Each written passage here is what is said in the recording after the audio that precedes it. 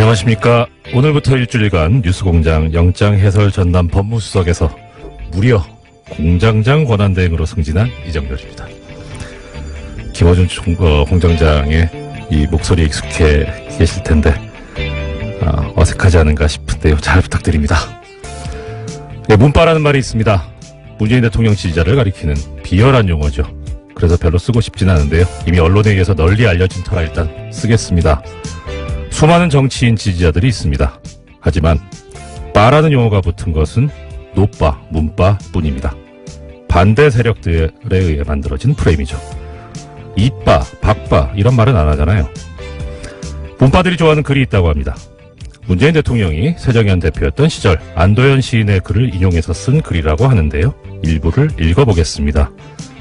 그날은 절대로 쉽게 오지 않는다. 그날은 깨지고 박살나 온몸이 너덜너덜해진 다음에 온다. 그날은 참고 기다리면서 엉덩이가 짓물러진 다음에 온다.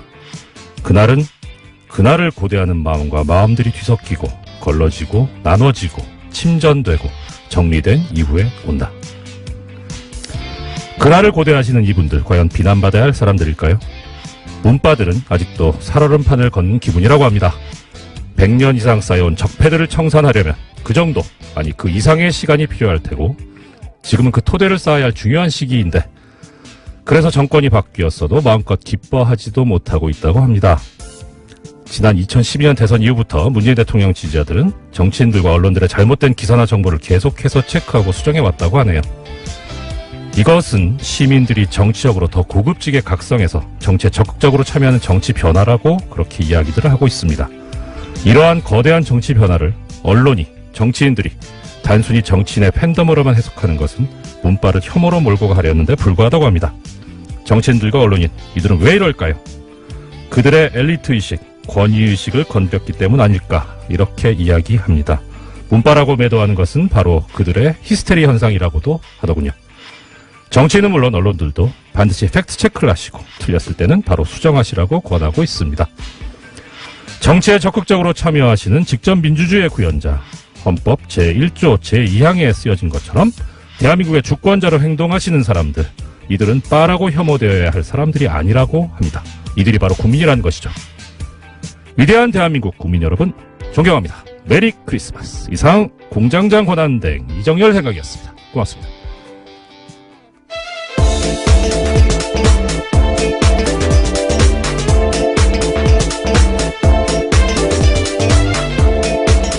어서 오십시오.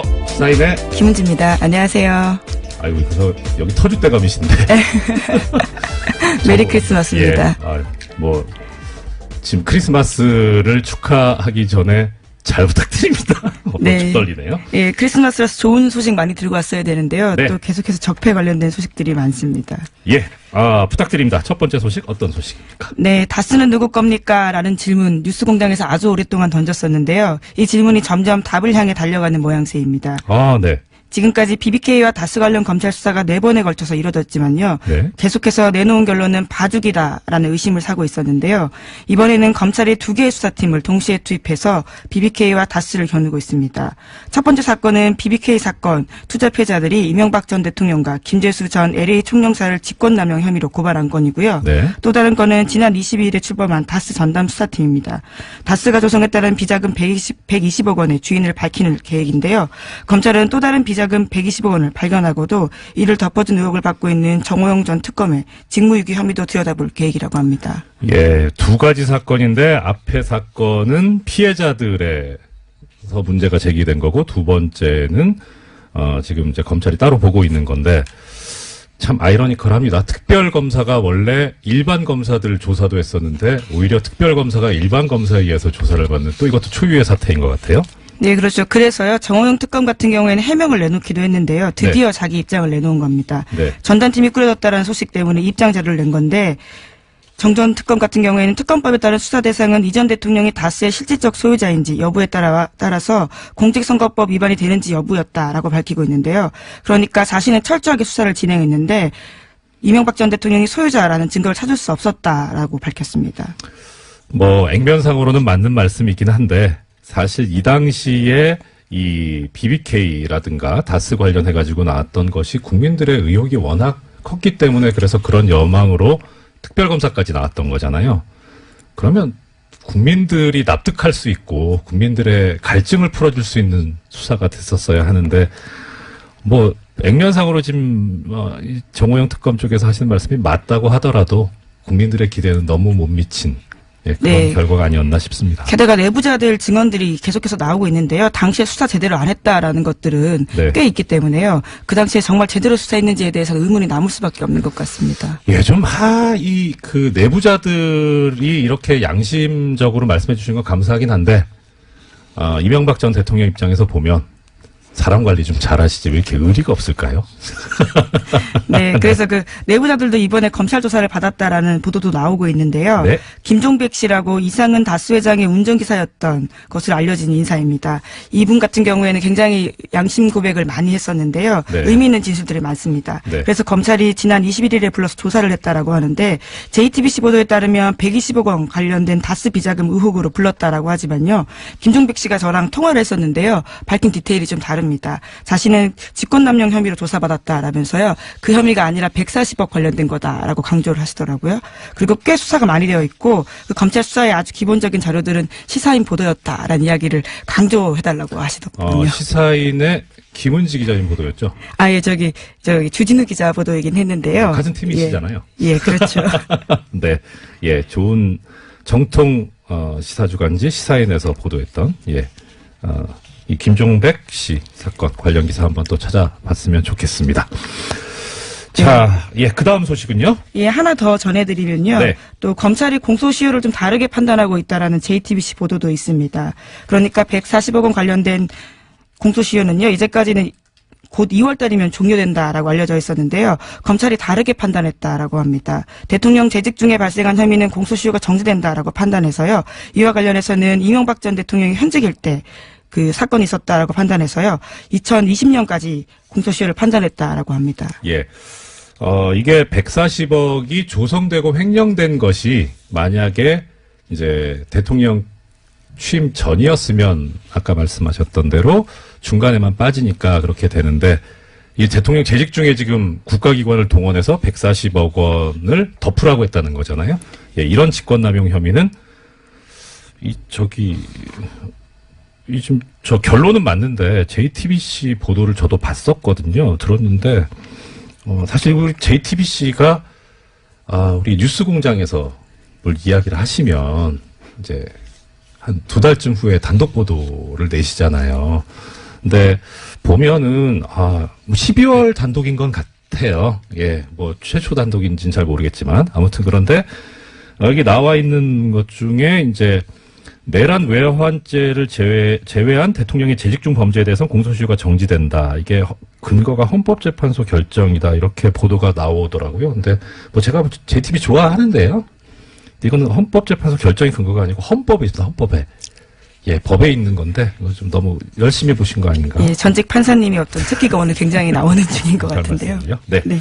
예, 아무튼 일단 공소시효가 좀 여유가 생겼다. 그래서 지금 다스가 누구 것이냐라고 우리가 많이 문제를 제기하고 있고 또 플란다스의 개까지 지금. 네, 그렇죠. 예, 이제 국민들이 차분하게 또 꾸준하게 나가고 있는 모습들이 결실을 향해서 가고 있다라고 하는 아까 김은지 기자님 말씀이 참 가슴에 와닿습니다.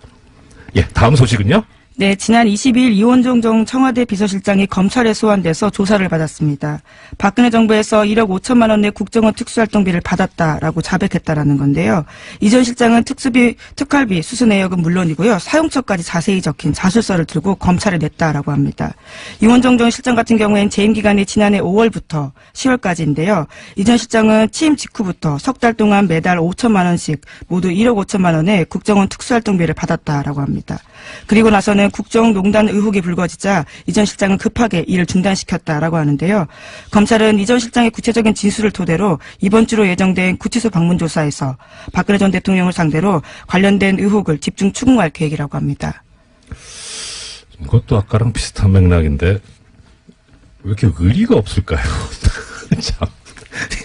아니 범행을 숨기는 게 의리는 아니겠지만 그래도 뭐 이렇게 사용처까지 자세히 적힌 자술서까지 낼 정도면 이 평소에 인맥 관리, 그 부하 직원 관리를 어떻게 한 건지 예.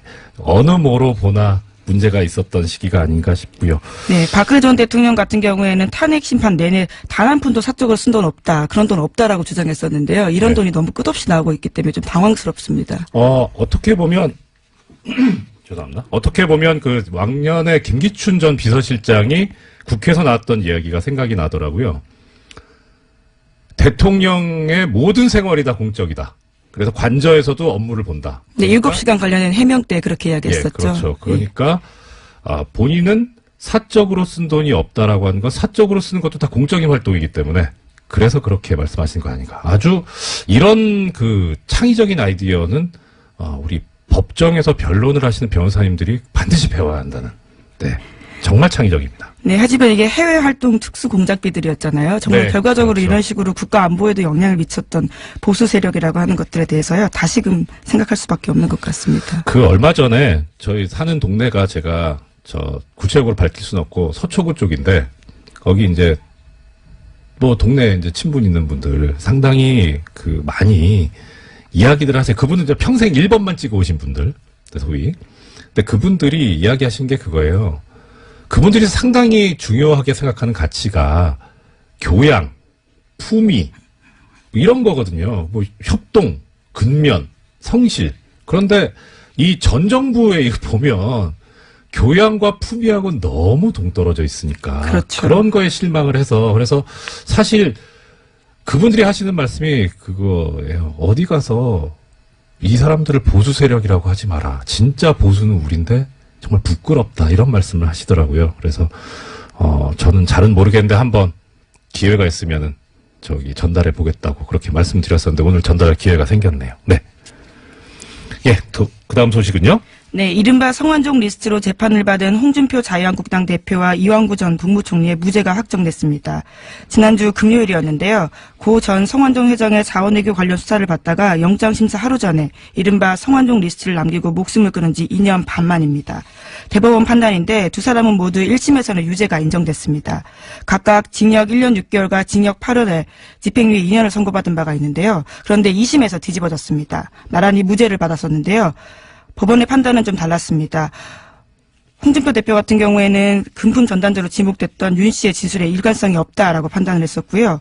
이완구 전 총리 같은 경우에는 성완종 전 회장의 언론 인터뷰 녹취록에 대해서 증거 능력 없다라고 판단을 했습니다. 그에 대해서 대법원이 똑같은 판단을 하게 된 건데요. 그렇기 때문에 당초에 성완종 리스트에서 8명이 이름을 올렸는데 형사처벌 받은 사람은 한 명도 없게 된 겁니다. 예, 결과적으로 안타까운 죽음이 있었고 거기에 대해서 밝혀진 게 없는 그런 결과가 돼버렸는데 네, 돈은 준 사람이 있다라는 건데요. 받은 사람은 없다라는 결론이 된 거죠. 그렇죠. 이게 참 뭐 법 관련 종사하는 사람으로서 이런 경우에 설명드리기가 상당히 난감하기는 해요. 그러니까 우리 지금 법제상 이 형사처벌을 받으려면 엄격한 증명을 해야 된다. 그래서 상당히 이 증거를 좀 세게 요구를 합니다. 그러니까 뭐 많이 들어보셨을 겁니다. 심증은 가는데 물증이 없다라는 경우가 이런 경우죠. 더더군다나 지금 좀 어려운 이야기인데 이제 증거 능력이 없다. 이게 증거 능력이라고 하는 게 사실 좀 뭐 쉽게 말하면 증거가 될 수 있는 자격. 인 거예요. 그러니까 아무리 그게 믿을만한 증거라도 증거가 될 수 있는 자격이 없으면 애시당초 증거의 대상에서 배제시켜 버리거든요. 뭐 예를 들어서 고문으로 자백을 받았다 하면 그 자백 내용이 사실과 맞아도 일단 고문을 했으니까 이건 증거로서 애시당초 고려하면 안 된다라는 그런 뜻인데 지금 여기서 왜 문제가 됐냐면은 사실 길게 저 말씀드리고 싶은 사건은 아닌데 이것만 알아두셨으면 싶습니다. 그러니까 그 성완종 전 회장의 이 말이 담긴 녹음 파일, 녹취록이 이게 그 경향신문 기자님하고 네, 그렇죠. 통화를 인터뷰. 했었잖아요. 그리고 메모도 있었습니다. 메모도 있었죠. 그런데 이게 원칙적으로 이렇게 어떤 사람이 범죄 혐의에 관련된 글을 쓰거나 말을 하게 되면 그것은 법정에서 꼭 제출이 돼야 되고 그 다음에 그것에 의해서 피해를 받는 사람이 반대 신문을 할 수 있는 권리가 보장이 돼야 되거든요. 방어권이 보장이 돼야 되는데 문제는 이제 이분이 돌아가셨잖아요. 그러니까 법정에 나오실 수가 없어요. 그래서 반대 신문이 안 되잖아요. 근데 그렇다고 또 증거 능력을 없애야 되느냐? 또 예외를 법에서 두고 있는데 특별히 신빙할 수 있는 상태에서 작성된 거라면 증거 능력이 있다는 겁니다. 증거들 지는 자체. 스스로 목숨을 끊을 정도로 강한 압박을 받으면서 한 진술이다. 뭐 이런 건가요? 그러니까 그게 이제 우리 같은 일반인 입장에서는 그렇죠. 예. 예, 아유 얼마나 억울하겠어. 판사님은 억울하니까. 일반인은 아니시잖아요. 아니, 지금 예. 일반인. 예. 네. 지금도 판사도 아니고. 네. 그러니까 얼마나 억울하면 죽겠어. 그러니까 그렇게 죽음을 앞두고 한 얘기인데 얼마나 신빙성이 있어. 네, 보통 그렇게 생각하죠. 그렇죠. 네. 그런데 이게 법에서 요구하는 게 특별히 신빙할 수 있는 상태라는 거는 판례에 의하면 이렇게 되어 있습니다. 거의 허위일 가능성이 없고 임의로 얘기했을 그런 합리적인 의심이 안 드는 그런 정도까지 원한다는 거예요. 왜냐하면 반대 신문을 안 하기 때문에. 그래서 상당히 엄격합니다. 그래서 좀 죄송합니다.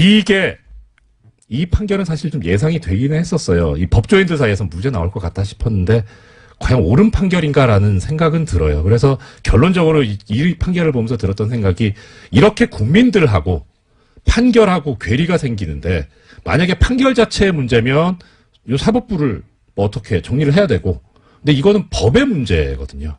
그러니까 법이 일반인의 인식과 동떨어져 있다면 법을 바꿔야 된다. 그런 생각이 들게 하는 그런 판결이었습니다. 네. 길게 얘기했네요. 네. 예. 그리고요. 예, 계속해서 판결 소식도 전해드리면요. 롯데그룹 총수 일가의 경영비리 사건에 대해서도 지난 22일에 법원 선고가 있었습니다. 신동빈 롯데그룹 회장은 징역 1년 8개월에 집행유예 2년 선고받았고요. 형인 신동주 전 부회장은 무죄를 받았습니다. 그리고 아버지인 신격호 총괄회장은 징역 4년의 실형을 선고받았는데요. 다만 고령인 이유로 법정 구속은 면했습니다.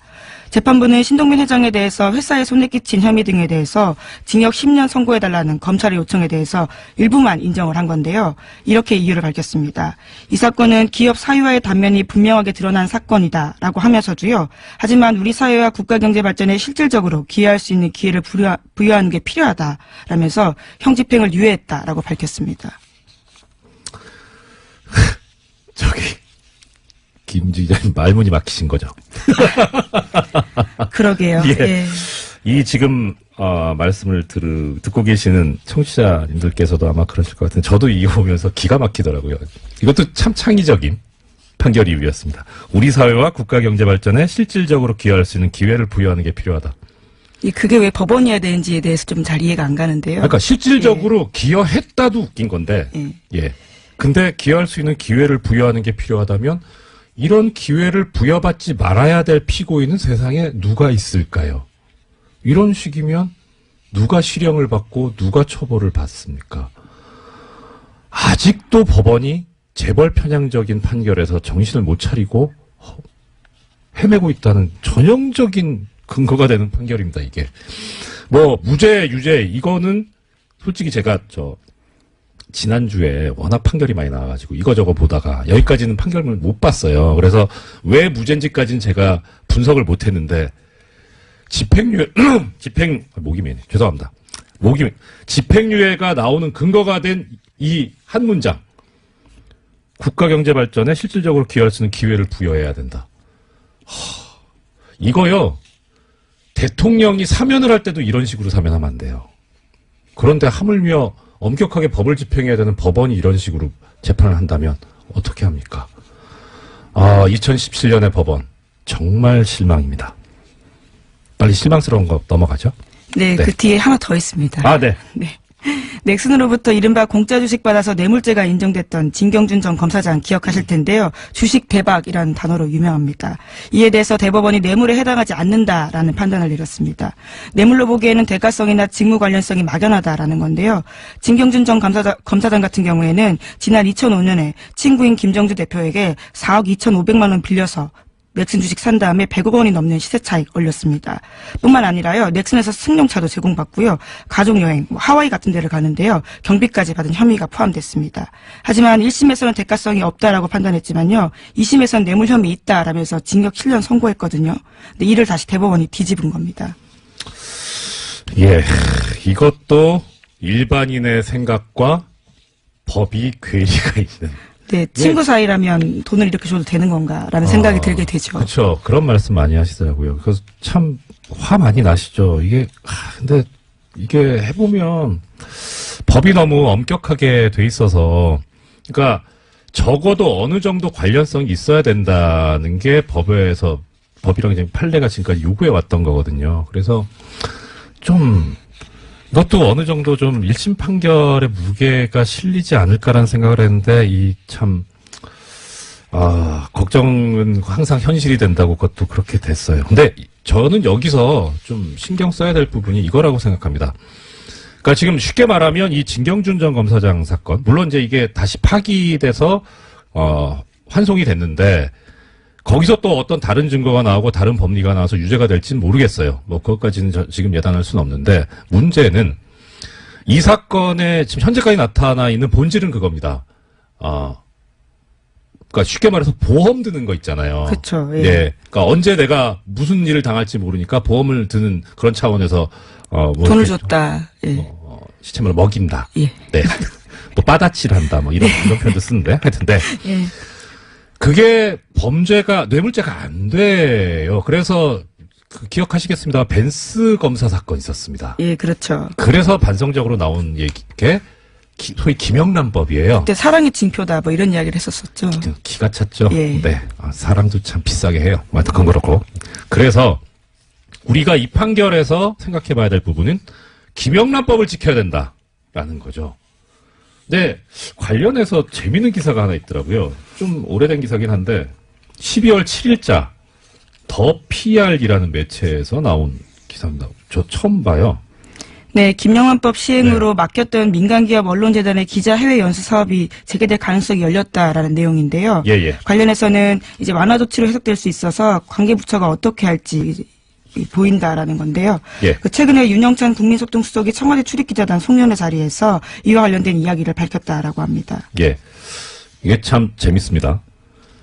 국민소통수석이 청와대 출입기자단 송년회 자리에서 뭐라고 얘기를 했냐면 언론인 해외 연수가 이 김영란법에 저촉되지 않는다라는 유권 해석을 국민권익위원장으로부터 받았다라는 얘기를 합니다. 왜 거기서 얘기를 합니까? 네, 하여튼 뭐 그건 또 다른 문제고 재밌는 건 이겁니다. 언론인들께서 해외 연수를 가는데요. 공익재단의 비용으로 가요. 그 공익재단이 뭐냐면 삼성언론재단, LG상남재단 뭐 이렇습니다. 이게 지금 김영란법 때문에 막혀 있었어요. 작년에. 그래서 아무도 못 갔습니다. 그걸 지금 풀어달라는 거죠. 그러니까 쉽게 말하면 대기업 돈으로 유학을 보내달라는 얘기인 겁니다. 그래서 한번 찾아봤어요. 제가 궁금해가지고 어제 삼성언론재단 홈페이지를 들어가 봤는데요. 거기에 보면 이렇게 언론인들이 해외 연수를 가는 조건이 있습니다. 요건. 신청 자격, 소속사 대표의 추천을 받은 언론인, 1미디어그룹 1인 추천 이렇게 돼 있고요. 그 다음에 기간은 1년입니다. 뭘 지원하느냐. 체재비로 월 3,500달러, 미국 달러입니다. 학비로 연 10,000달러, 본인 왕복 항공료 이렇게 지원을 합니다. 그렇게 해서 해마다 한 15분 정도 갔던 것 같아요. 명단도 쭉 있던데요, 보니까. 유수한 언론사들입니다. MBC, 16년, 재작년을 기준으로, MBC, 한국경제, 조선일보, JTBC, 아시아경제, 머니투데이, YTN, 문화일보, 서울경제, 한겨레신문, 매일경제, 한국일보, 동아일보, KBS, CBS. 시사인은 없네요. 네, 없네요. TBS도 없고. 뭐 이래요? 우수한 기자분들, PD분들을, 이분들은 공부를 좀 시켜야 되겠다 해서 공익재단에서 보낼 수는 있죠. 보낼 수 있는데, 잘하시는 시사인하고 TBS, 미디어문구, 이런 분들은 안 계시고. 그리고 제가 좀 마음에 안 들었던 건 이겁니다. 추천 자격에 소속사 대표의 추천을 받아야 돼요. 그러면 대표하고, 그 소속사하고, 그 다음에 재벌하고 연결이 될 수 있다는 거죠. 이건 문제입니다.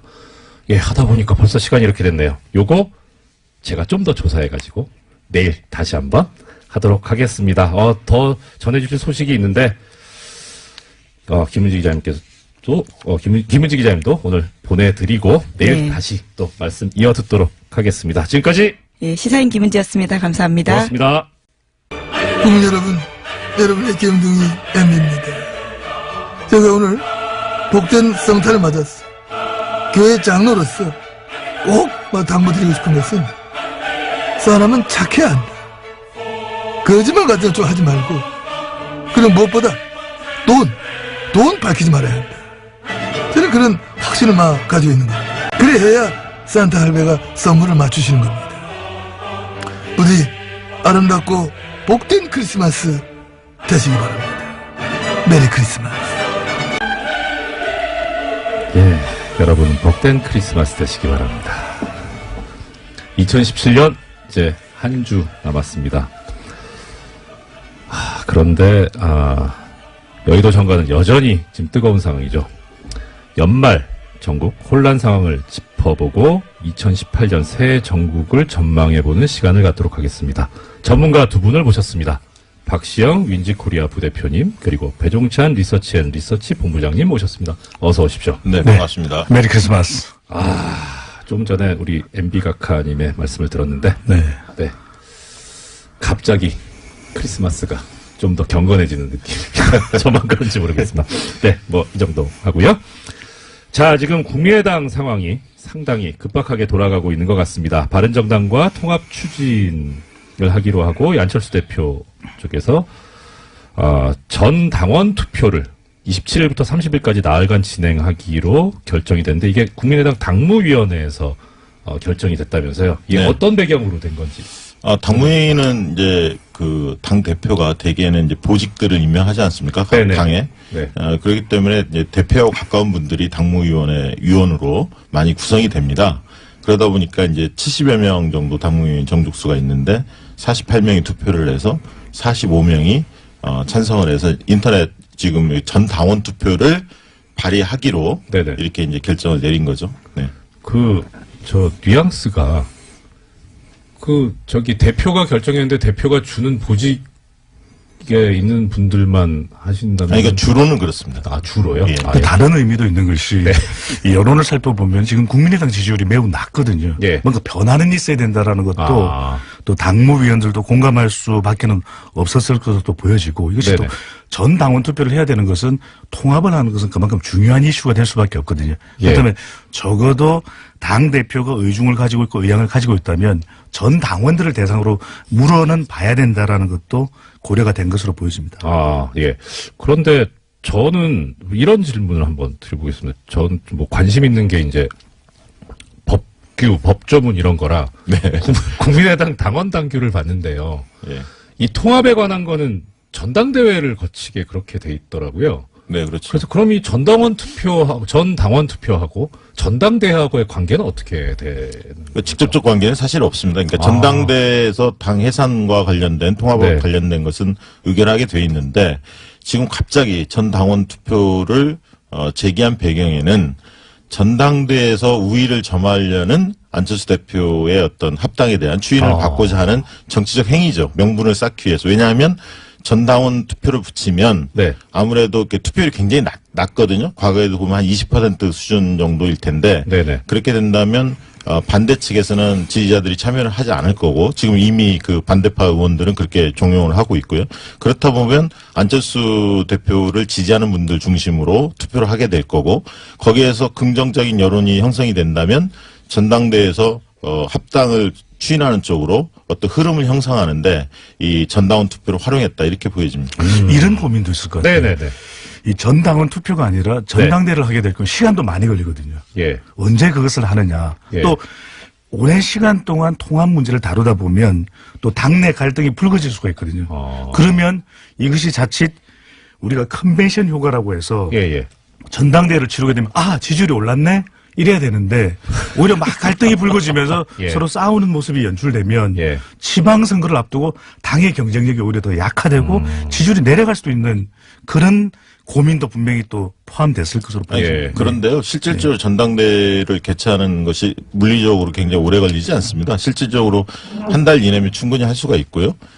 지금 만약에 전당원 투표를 거친 다음에 1월 달은 분명히 전당대회를 할 수밖에 없는 상황일 것 같고요. 의원총회에 안철수 대표가 참석하지 않고 기자회견을 한 다음에 바로 전당원 투표 이야기가 됐거든요. 이런 부분에서 어떤 꼼수다라고 주장하는 거죠. 왜냐하면 의원총회에서 좀 논의하고 경론을 벌이더라도 논의를 네. 하고 그 상태 속에 당대표가 그러면 대표 당원이라고 얘기하는 보통 정당에서는 대의원이라고 얘기하는데 국민의당에서는 대표 당원이라고 지칭을 하고 있습니다. 이 대표 당원이 참여하는 전당대회에 묻자 이렇게 가는 게 맞는데 이제 그 의원총회에서 상당히 이제 반대 여론이 높다 보니까 높을 것을 예상하고 전당원 투표라는 어떤 하나의 뭐랄까 본인의 어떤 주장을 좀 더 그 대중적으로 확산시키기 위한 어떤 과정으로 전당원 투표를 들고 나온 게 아닌가. 또 하나 꼭 말씀드리고 싶은 것이 지금 통합되고 난 이후에 정당의 경쟁력도 중요하거든요. 근데 이게 오랜 시간이 걸리기 때문에 상대가 있습니다. 그러니까 국민의당은 국민의당대로 움직이겠지만 네. 바른정당이 국민의당이 너무 시간이 많이 걸리고 당내 진통을 겪는 모습을 보면 바른정당이 또 영향을 받을 수밖에 없는 어떤 영향이 있어요? 영향을 받게 되는 것이 네. 분명히 통합이라고 하는 것은 그 수준이 상당히 올라와 있어야 되거든요. 그렇죠. 그래야만 예. 통합에 대한 관심이 높아지면서 이 두 정당의 지지층을 중심으로 해서 더 확대되는 외연이 확대되면서 통합된 정당의 지지율이 올라갈 수 있는데 네네. 시간을 많이 끌면서 통합에 대한 에너지가 소진될 수 있는 것이죠. 우리도 왜냐하면 두 사람이 좋으면 좋다고 말을 해야 되는데 그렇죠. 시간이 너무 오래 걸리다 보면 약간 의심을 가지게 되거든요. 아, 저 연애가 뭐가 문제가 있나? 매리하지 않은가? 뭐 이럴 수 있는 거죠. 그런 경험이 있으신가요? 아니 뭐 그런 건 아닙니다. 네. 말씀하신 대로 예. 배정찬 본부장 말씀하신 대로 이게 급작스럽게 좀 그 속도를 낸 이유는 사실은 바른정당 내에서 유승민 대표가 신임 대표로 당선된 이후로 12월까지 자유한국당이냐 아니면 국민의당이냐 이 통합에 대한 결말을 내겠다 이렇게 이제 의원들한테 약속한 바가 있기 때문에 네네. 뭔가 이제 국민의당의 안철수 대표의 입장에서는 뭔가 이제 12월 달에 흐름을 만들 수밖에 없는 그런 상황이 좀 몰렸던 측면도 있는 거죠. 네. 그 어느 보도를 보니까 통합을 했을 경우에 네. 죄송합니다. 통합을 했을 경우에 통합당의 대표로 누가 더 적합하냐 하는 여론조사에서 안철수 대표보다는 유승민 대표가 더 우위에 있다는 조사가 있었거든요. 네. 그런 조사가 있었던 마당에 그러면 안철수 대표 입장에서도 그렇게 쉽게 갈 수는 없을 것 같은데 그 부분에 관한 뭐 대책이랄까 그런 거에 대해서 또 어디서 나오는 게 있나요? 근데 우리 여론조사를 보면 네. 개인에 대한 영향력과 또 당내에 예. 당내의 당원들 네. 또 당내의 의원들 또 당내 인사들의 영향력이 중요하거든요. 지금 당의 어떤 규모를 보면은 국민의당이 분명 바른정당보다 더 큰 상황인데 예, 그렇죠. 국민 여론이 네. 그렇게 나오는 것은 지난 대선 이후에 이 유승민 대표는 좀 그 개인의 영향력, 이미지를 그대로 유지하고 있는 반면에 안철수 대표가 지난 대선에서 직전 대선에서 이 거두었던 득표가 21%입니다. 네, 예, 예. 유승민 이 대표의 경우에는 본인의 득표율과 비슷한 정당 지지율을 가져가고 있거든요. 네네. 근데 안철수 대표는 그만큼 영향력이 떨어졌다는 것이죠. 그러다 보면 전반적인 국민 여론을 물어보게 될 경우에는 여기는 더불어민주당 지지층, 자유한국당 지지층까지 다 포함되다 보니까 네. 더불어민주당 지지층에서는 오히려 경쟁자로 분류될 수 있는 안 대표보다는 오히려 유승민 대표에 대해서 더 호의적일 수가 있다라는 것이거든요. 그런 이 전반적인 전체의 여론이 아니라 일단 통합되면 그래도 우리가 정치 세력이 더 클 것이다라고 하는 믿음 이것이 또 안철수 대표 측에는 있을 것으로 보여지는 것이죠. 네. 이게 정치인들에 대한 평가 지점 중에 네네. 지지도 못지않게 중요한 게 호감도와 비호감도의 비율인데 지금 안철수 대표의 경우에는 그 사실 뭐 안철수 대표만 그런 건 아니지만 예. 지금 정당 대표들 중에서 몇 분이 호감도에 비해서 비호감도가 2배 이상 높은 분들이 몇 분 있습니다. 실명을 거론하지는 않겠지만 그 중에 한 분이 안철수 대표도 포함된다고 저는 보고 있고요. 그런 측면에서 거부감 정서가 상대적으로 적은 유승민 대표가 이 통합이 됐을 때 통합정당 합당이 됐을 때 그 신생정당의 대표로서 거부감이 좀 더 적은 게 아닌가 그런 생각이 듭니다. 청취자 여러분들께서 오해를 하실지 모르겠는데 이 두 분께서는 제가 지금 답변하시는 표정을 보고 있으니까 유승민 대표한테 호감을 가지셔서 하시는 말씀 아닌 것 같습니다. 정말 전반적이고 공정하게. 저희는 저희 여론조사에 기반해서 그러니까요. 이야기하는 예. 사람들이니까요. 네, 그렇습니다. 자, 그러면 일단 좀 얘기가 약간 더 진행이 되기는 했는데 하나 궁금한 것이요. 지금 통합 반대파 쪽에서 이제 주장이 나오고 있습니다. 그 중에 제기되고 있는 주장이 뭐냐면 전 당원 투표의 참여율이 3분의 1을 넘겨야만 이게 유효하다. 당규에 그렇게 돼 있다라고 하는 주장을 하고 있거든요. 이거는 어떻게 받아들여야 되나요? 그러니까 실질적으로 저도 당헌 당규를 봤는데, 네. 뭐 여기 지금 저기 전 판사 출신이니까 더 잘 아시겠지만. 이거 당원 당규는 저희 취급하지 않습니다. 아, 그렇습니까? 네. 헌법 법률 이런 거 취급하는데. 보니까 이게 네. 전당원 투표의 규정이 좀 모호하게 돼 있더라고요, 사실은. 그러니까 3분의 1 이상이 투표에 참여했을 때 유효한다. 근데 그것은 투표 요구권이 있었을 때, 그러니까 당원들이 자발적으로 발의했을 때 3분의 1 정도가 투표를 해야 유효하다. 이렇게 이제 규정이 돼 있어서 통합을 추진하는 통합파에서는 이건 당무회의에서 의결해서 붙인 사항이니까 전당원 투표로 회부한 사안이기 때문에 3분의 1 규정에 해당되지 않는다. 이렇게 주장하고 있고요. 반대로 이제 박지원 등 반대파에서는 그 규정이 맞다. 이렇게 해서 이제 가처분 소송을 내겠다. 이렇게 네. 지금 나오는 상태죠. 뭐 쉽게 말하면은 그 밑에서 오는 예. 그 전당원 투표인 경우에는 3분의 1 요건이 필요한데 위에서 내려오는 그거는 필요 없다는 게 이제 지금 통합파들의 주장인 예, 거네요. 실제 내용을 보면 투표 요구권을 밑에서 올라오는 거는 규정이 명확히 돼 있는데 네. 당무에서 이렇게 회부하는 것은 어떻게 한다는 규정이 명시는 안 돼 있어서 해석하기에 따라서 많이 논란을 벌일 것 같습니다. 이게 결국 참여율의 문제인데 우리가 네네. 여론조사도 얼마만큼 참여를 하느냐가 더 중요한 그렇죠. 문제일 수가 있거든요. 근데 네. 이제 통합파 쪽에서는 이렇게 생각을 하는 것이죠. 이것이 아주 중요한 현안인데 우리가 이 참여율을 명시할 일이냐. 오히려 당원들에게 전부 다의 물어는 본다. 근데 네. 결과적으로 대답하지 않는 사람은 어쩔 수 없는 것 아니냐. 네. 그렇다면 최대한 참여하는 사람들 중에서 찬반을 따져 물을 것이다. 이런 명분을 가지고 있는 것이고. 근데 반대파 쪽에서는 사례가 있거든요. 과거에도 보면은 당원들, 전 당원 숫자가 몇 명인데 적어도 3분의 1이 아니면 적은 숫자니까 이걸로서 어떻게 전 당원의 의견을 대표한다고 볼 수 있겠느냐. 또 한편으로는 통합 반대파에서는 전 당원 숫자로 기준으로 한다면 3분의 1을 넘기가 쉽지 않을 것이다. 네. 이런 또 그렇죠. 전망과 또 나름 전략적인 의미도 담겨 있는 것으로 그렇게 보여집니다. 제 기억으로 지난 그 전당대회 때 안철수 대표께서 당선되던 그 대회에서 아마 투표율이 18%? 20% 안 됐던 것으로 기억하고 있거든요.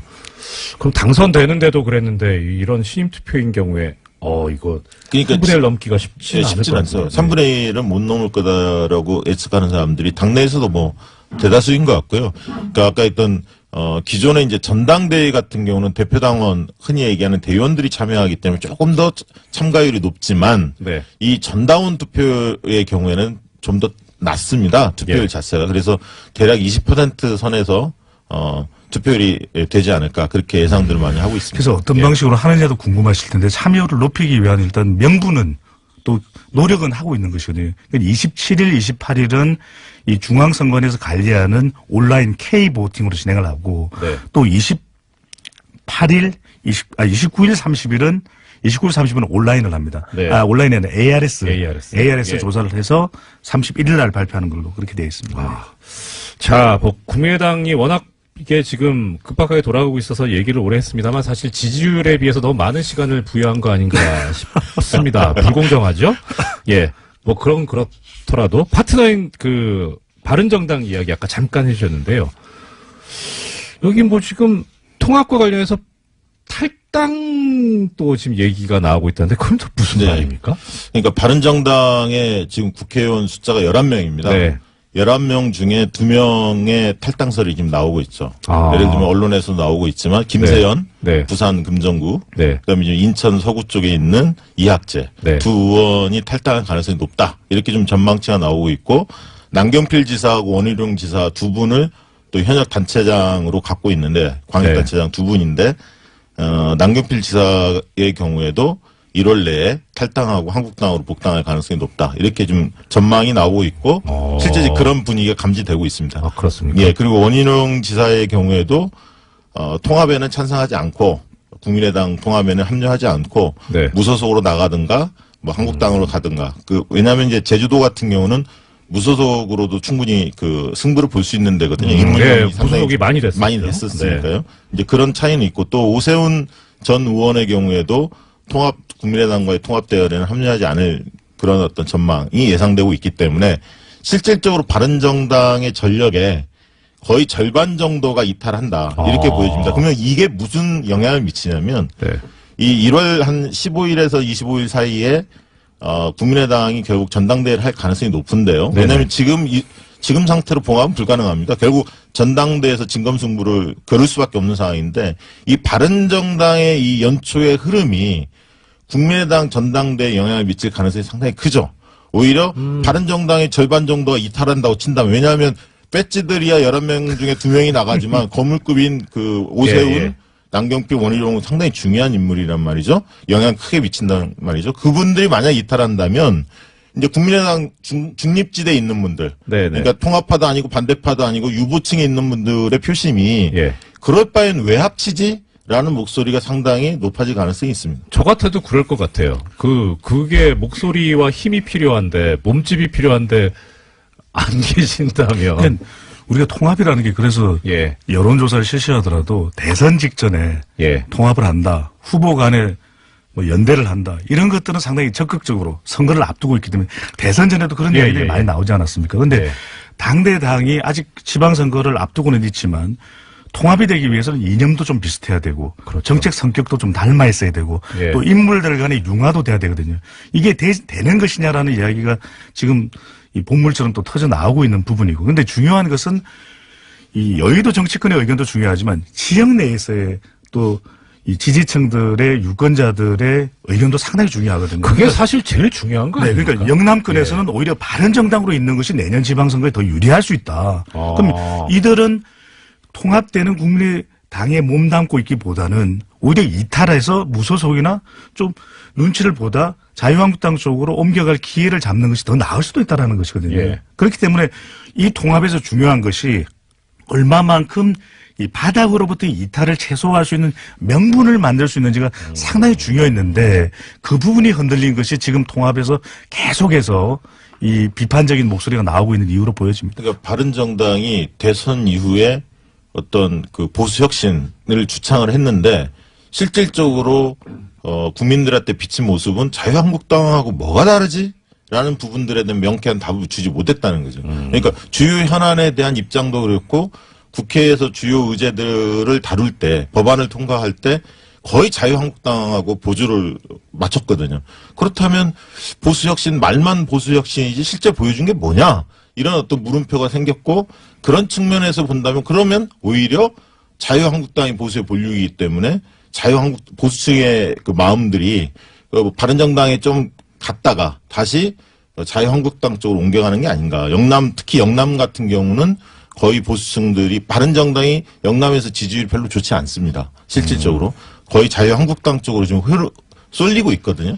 그렇게 본다면 영남에서 바른정당의 간판을 들고 나가기 쉽지 않다. 그렇다면 국민의당하고 합친들 영남에 있는 분들이 봤을 때 바른정당보다는 자유한국당으로 보수층 같은 경우는 간판을 달고 싶은 거죠. 특히 아까 김세훈 의원 같은 경우 부산 금정구는 부산 지역 내에서도 굉장히 보수층이 강한 지역입니다. 금정구가. 그렇기 때문에 당내에서 그동안에 김세현 의원을 지지했던 많은 분들이 자유한국당 복귀를 바라고 있거든요. 이런 여론을 무시할 수 없다는 거죠. 그러니까 통합하는 통합정당이 지지율을 적어도 20% 이상 훌쩍 뛰어넘는다. 자유한국당보다는 더 높고 더불어민주당과 경쟁하는 정도 수준으로 나올 거라고 예상된다면 이 통합이 상당히 가속도가 붙을 수 있는데 지금 또 국민의당과 바른정당의 지지율이 엇비슷하거든요. 이것도 이 걸림돌이 되는 걸로 보여집니다. 국민의당 바른정당 통합 관련 하나만 더 얘기하고 싶은데. 저기 그 대표님 일단 시간이 많이 돼서 지금 제일 중요한 것은 다수파인 더불어민주당하고 자유한국당 얘기를 못해서 3부에서 이 부분 좀 더 이어가도록 하겠습니다. 3부에서 뵙겠습니다. 대통령 같은 경우에는 탄핵 심판 내내 단 한 푼도 사적으로 쓴 돈 없다. 그런 돈 없다라고 주장했었는데요. 이런 돈이 너무 끝없이 나오고 있기 때문에 좀 당황스럽습니다. 어떻게 보면 죄송합니다. 어떻게 보면 그 왕년에 김기춘 전 비서실장이 국회에서 나왔던 이야기가 생각이 나더라고요. 대통령의 모든 생활이 다 공적이다. 그래서 관저에서도 업무를 본다. 네, 7시간 관련된 해명 때 그렇게 이야기했었죠. 예, 그렇죠. 그러니까 본인은 사적으로 쓴 돈이 없다라고 하는 건 사적으로 쓰는 것도 다 공적인 활동이기 때문에 그래서 그렇게 말씀하신 거 아닌가. 아주 이런 그 창의적인 아이디어는 우리 법정에서 변론을 하시는 변호사님들이 반드시 배워야 한다는. 네, 정말 창의적입니다. 네, 하지만 이게 해외 활동 특수 공작비들이었잖아요. 정말 네, 결과적으로 그렇죠. 이런 식으로 국가 안보에도 영향을 미쳤던 보수 세력이라고 하는 것들에 대해서요. 다시금 생각할 수밖에 없는 것 같습니다. 그 얼마 전에 저희 사는 동네가 제가 구체적으로 밝힐 수는 없고 서초구 쪽인데 거기 이제 뭐 동네에 이제 친분 있는 분들 상당히 그 많이 이야기들 하세요. 그분은 이제 평생 1번만 찍어 오신 분들, 소위. 근데 그분들이 이야기하신 게 그거예요. 그분들이 상당히 중요하게 생각하는 가치가 교양, 품위 이런 거거든요. 뭐 협동, 근면, 성실. 그런데 이 전 정부에 이거 보면 교양과 품위하고 너무 동떨어져 있으니까 그렇죠. 그런 거에 실망을 해서 그래서 사실 그분들이 하시는 말씀이 그거예요. 어디 가서 이 사람들을 보수 세력이라고 하지 마라. 진짜 보수는 우린데 정말 부끄럽다. 이런 말씀을 하시더라고요. 그래서 저는 잘은 모르겠는데 한번 기회가 있으면은 전달해 보겠다고 그렇게 말씀드렸었는데 오늘 전달할 기회가 생겼네요. 네. 예, 그다음 소식은요? 네, 이른바 성완종 리스트로 재판을 받은 홍준표 자유한국당 대표와 이완구 전 국무총리의 무죄가 확정됐습니다. 지난주 금요일이었는데요. 고 전 성완종 회장의 자원외교 관련 수사를 받다가 영장심사 하루 전에 이른바 성완종 리스트를 남기고 목숨을 끊은 지 2년 반 만입니다. 대법원 판단인데 두 사람은 모두 1심에서는 유죄가 인정됐습니다. 각각 징역 1년 6개월과 징역 8월에 집행유예 2년을 선고받은 바가 있는데요. 그런데 2심에서 뒤집어졌습니다. 나란히 무죄를 받았었는데요. 법원의 판단은 좀 달랐습니다. 홍준표 대표 같은 경우에는 금품 전단자로 지목됐던 윤 씨의 진술에 일관성이 없다라고 판단을 했었고요. 이완구 전 총리 같은 경우에는 성완종 전 회장의 언론 인터뷰 녹취록에 대해서 증거 능력 없다라고 판단했습니다. 그에 대해서 대법원이 똑같은 판단을 하게 된 건데요. 그렇기 때문에 당초에 성완종 리스트에서 8명이 이름을 올렸는데 형사처벌받은 사람은 한 명도 없게 된 겁니다. 예, 결과적으로 안타까운 죽음이 있었고 거기에 대해서 밝혀진 게 없는 그런 결과가 돼버렸는데 네, 돈은 준 사람이 있다라는 건데요. 받은 사람은 없다라는 결론이 된 거죠. 그렇죠. 이게 참 뭐 법 관련 종사하는 사람으로서 이런 경우에 설명드리기가 상당히 난감하기는 해요. 그러니까 우리 지금 법제상 이 형사처벌을 받으려면 엄격한 증명을 해야 된다. 그래서 상당히 더 전해드리면요. 네. 또 검찰이 공소시효를 좀 다르게 판단하고 있다라는 JTBC 보도도 있습니다. 그러니까 140억 원 관련된 공소시효는요. 이제까지는 곧 2월 달이면 종료된다라고 알려져 있었는데요. 검찰이 다르게 판단했다라고 합니다. 대통령 재직 중에 발생한 혐의는 공소시효가 정지된다라고 판단해서요. 이와 관련해서는 이명박 전 대통령이 현직일 때 그 사건이 있었다라고 판단해서요. 2020년까지 공소시효를 판단했다라고 합니다. 예.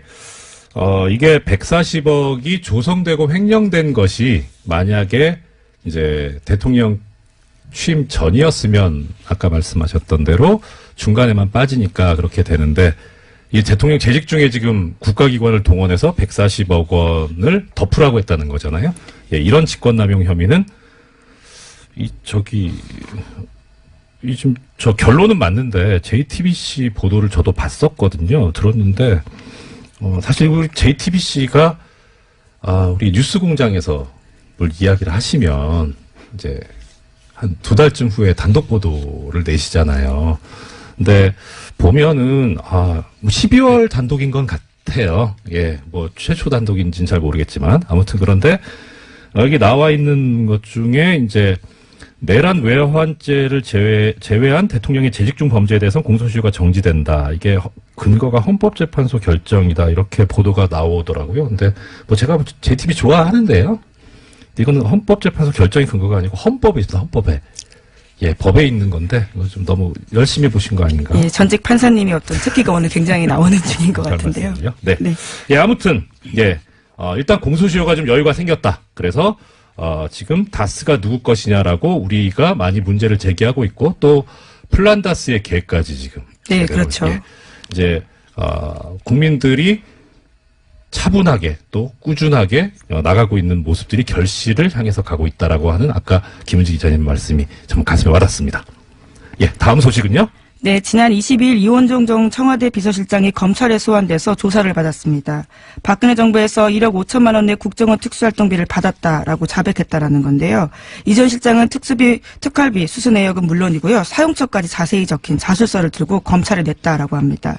이원종 전 실장 같은 경우에는 재임 기간이 지난해 5월부터 10월까지인데요.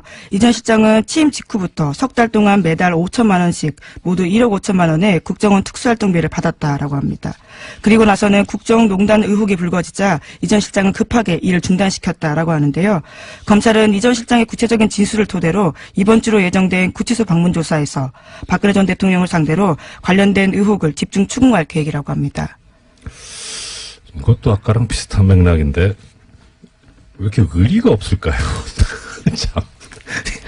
아니 뭐 범행을 숨기는 게 의리는 아니겠지만 그래도 뭐 이렇게 사용처까지 자세히 적힌 자술서까지 낼 정도면 이 평소에 인맥 관리, 그 부하 직원 관리를 어떻게 한 건지 좀 예, 어느 뭐로 보나 문제가 있었던 시기가 아닌가 싶고요.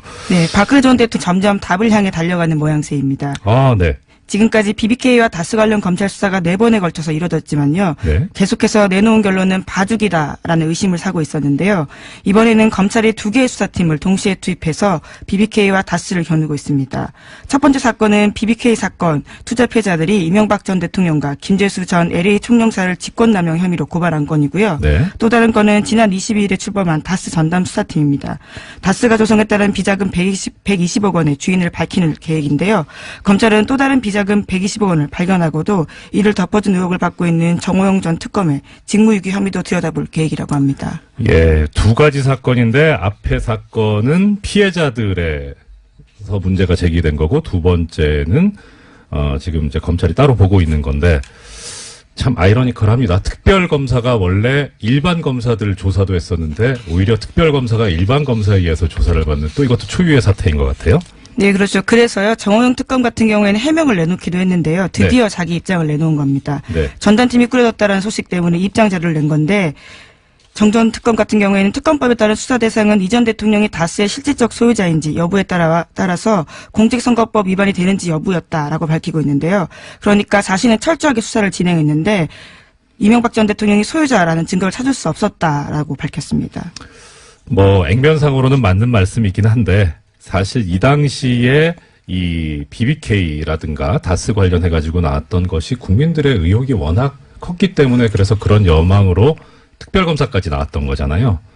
그러면 국민들이 납득할 수 있고 국민들의 갈증을 풀어줄 수 있는 수사가 됐었어야 하는데 뭐 액면상으로 지금 정호영 특검 쪽에서 하시는 말씀이 맞다고 하더라도 국민들의 기대는 너무 못 미친 그런 네. 결과가 아니었나 싶습니다. 게다가 내부자들 증언들이 계속해서 나오고 있는데요. 당시에 수사 제대로 안 했다라는 것들은 네. 꽤 있기 때문에요. 그 당시에 정말 제대로 수사했는지에 대해서 의문이 남을 수밖에 없는 것 같습니다. 예, 좀 그 내부자들이 이렇게 양심적으로 말씀해 주신 건 감사하긴 한데 이명박 전 대통령 입장에서 보면 사람 관리 좀 잘하시지 왜 이렇게 의리가 없을까요?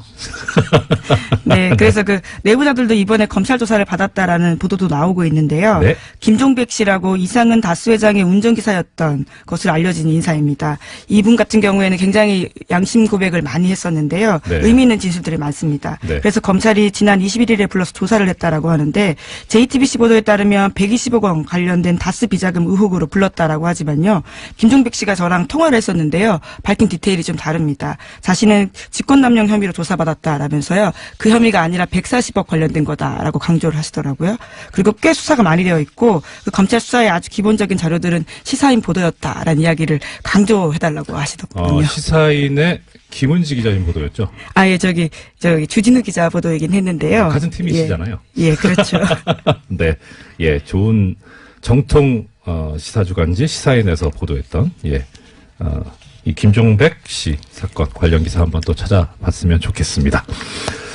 자, 예, 그 다음 소식은요? 예, 하나 이 증거를 좀 세게 요구를 합니다. 그러니까 뭐 많이 들어보셨을 겁니다. 심증은 가는데 물증이 없다라는 경우가 이런 경우죠.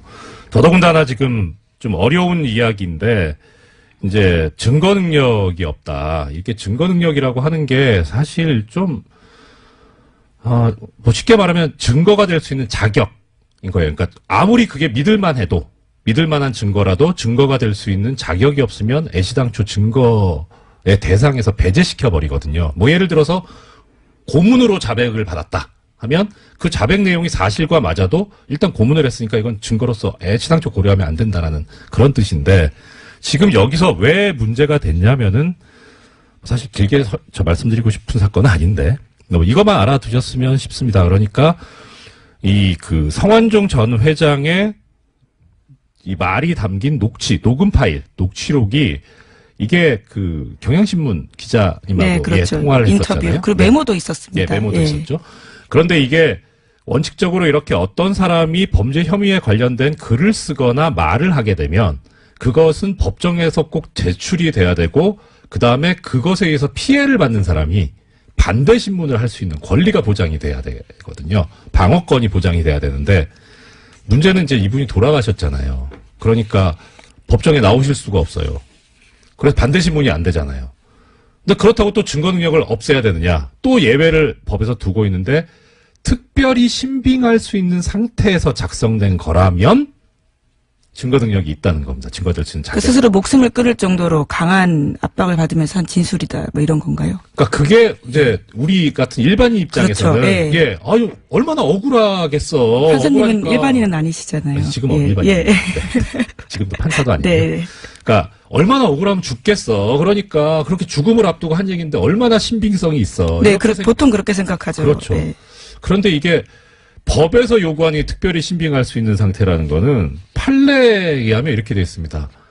거의 허위일 가능성이 없고 임의로 얘기했을 그런 합리적인 의심이 안 드는 그런 정도까지 원한다는 거예요. 왜냐하면 반대 신문을 안 하기 때문에. 그래서 상당히 엄격합니다. 그래서 좀 죄송합니다. 이 판결은 사실 좀 예상이 되기는 했었어요. 이 법조인들 사이에서 무죄 나올 것 같다 싶었는데 과연 옳은 판결인가라는 생각은 들어요. 그래서 결론적으로 이 판결을 보면서 들었던 생각이 이렇게 국민들하고 판결하고 괴리가 생기는데 만약에 판결 자체의 문제면 이 사법부를 뭐 어떻게 정리를 해야 되고 근데 이거는 법의 문제거든요.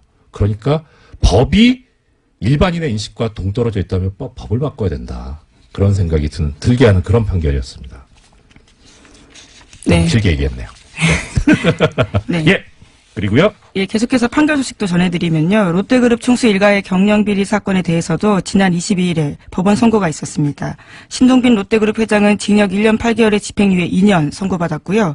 형인 신동주 전 부회장은 안녕하십니까. 오늘부터 일주일간 뉴스공장 영장해설 전담 법무수석에서 무려 공장장 권한대행으로 승진한 이정렬입니다. 김어준 공장장의 이 목소리에 익숙해 계실 텐데 어색하지 않은가 싶은데요. 잘 부탁드립니다. 네, 문바라는 말이 있습니다. 문재인 대통령 지지자를 가리키는 비열한 용어죠. 그래서 별로 쓰고 싶진 않은데요. 이미 언론에 의해서 널리 알려진 터라 일단 쓰겠습니다. 수많은 정치인 지지자들이 있습니다. 하지만 바라는 용어가 붙은 것은 노바, 문바 뿐입니다. 반대 세력들에 의해 만들어진 프레임이죠. 이빠, 박빠 이런 말은 안 하잖아요. 문바들이 좋아하는 글이 있다고 합니다. 문재인 대통령이 새정현 대표였던 시절 안도현 시인의 글을 인용해서 쓴 글이라고 하는데요. 일부를 읽어보겠습니다. 그날은 절대로 쉽게 오지 않는다. 그날은 깨지고 박살나 온몸이 너덜너덜해진 다음에 온다. 그날은 참고 기다리면서 엉덩이가 짓물러진 다음에 온다. 그날은 그날을 고대하는 마음과 마음들이 뒤섞이고 걸러지고 나눠지고 침전되고 정리된 이후에 온다. 그날을 고대하시는 이분들 과연 비난받아야 할 사람들일까요? 문바들은 아직도 살얼음판을 걷는 기분이라고 합니다.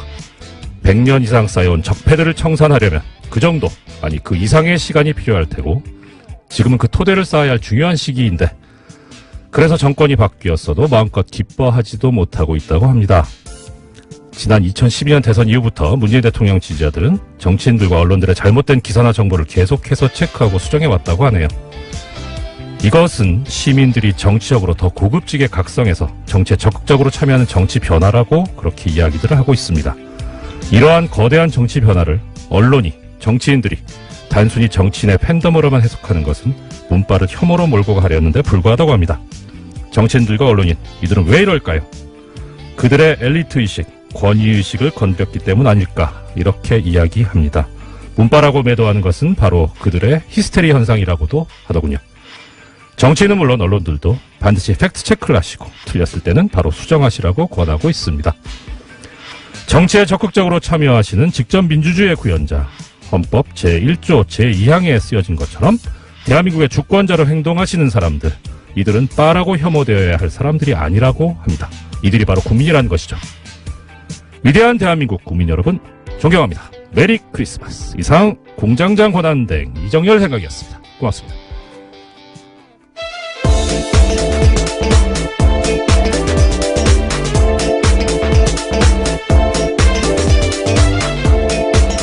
어서 오십시오. 사인의 김은지입니다. 안녕하세요. 아이고, 그래서 여기 터줏대감이신데. 메리 크리스마스입니다. 예, 지금 크리스마스를 축하하기 전에 잘 부탁드립니다. 좀 떨리네요. 예, 크리스마스라서 좋은 소식 많이 들고 왔어야 되는데요. 네. 또 계속해서 적폐 관련된 소식들이 많습니다. 예, 부탁드립니다. 첫 번째 소식 어떤 소식입니까? 네, 다스는 누구 겁니까? 라는 질문 뉴스공장에서 아주 오랫동안 던졌었는데요. 이 질문이